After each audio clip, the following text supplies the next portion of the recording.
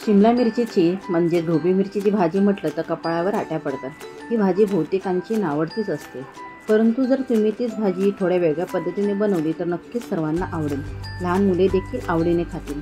एक चपातीपेक्षा 2-3 चपात्या जास्तीच्या खातील.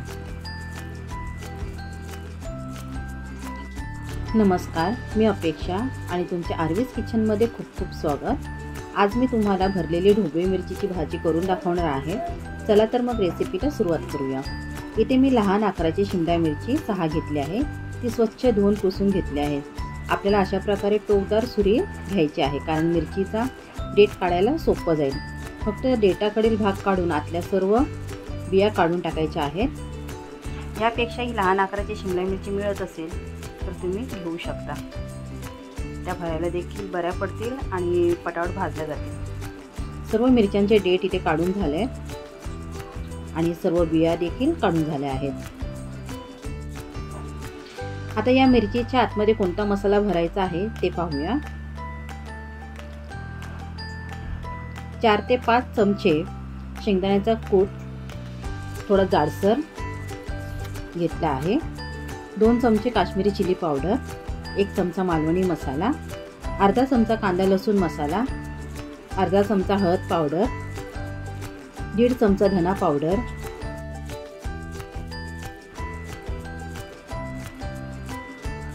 अर्धा चमचा आले लसूण पेस्ट, 2 मोठे चमचे वाटलेला मसाला, चवीपुरतं मीठ, अर्धा चमचा आगरी मसाला. तुमच्याजवळ असला तर टाका, नसेल तर नाही टाकला तरी चालेल, पण आगरी मसाल्याने चव खूप छान येते. अर्धा चमच्यापेक्षा कमी गरम मसाला.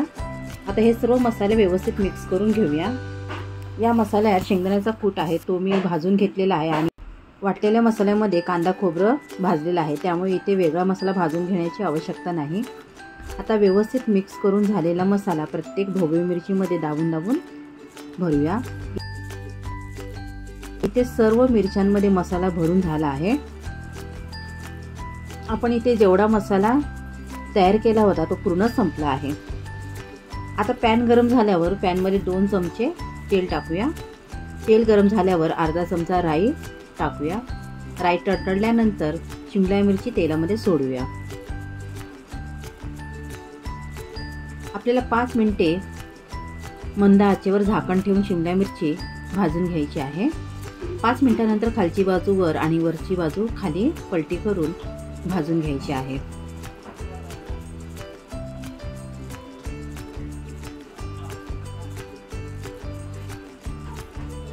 अशा प्रकारे ढोबळी मिरची सर्व बाजू व्यवस्थित भाजल्यावर 2 चमच्यांच्या साहाय्याने आपल्याला मिरची उलटी करून मसाल्याच्या बाजूने भाजून घ्यायची आहे.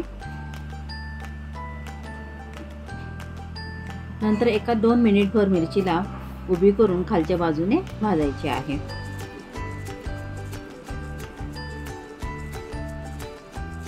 अशा प्रकारे शिमला मिरची बघू शकता सर्व बाजूनी मस्त भाजली आहे. दिसायला देखील खूप छान दिसते. तुम्ही ही मिरची चपाती, भाकरी किंवा भाताबरोबर खाऊ शकता. चला तर मग तुम्हाला आजची रेसिपी आवडली असेल तर लाईक करा, शेअर करा, कमेंट्समध्ये मला नक्की सांगा आणि तसेच सबस्क्राईब केले नसेल तर नक्की करा. धन्यवाद.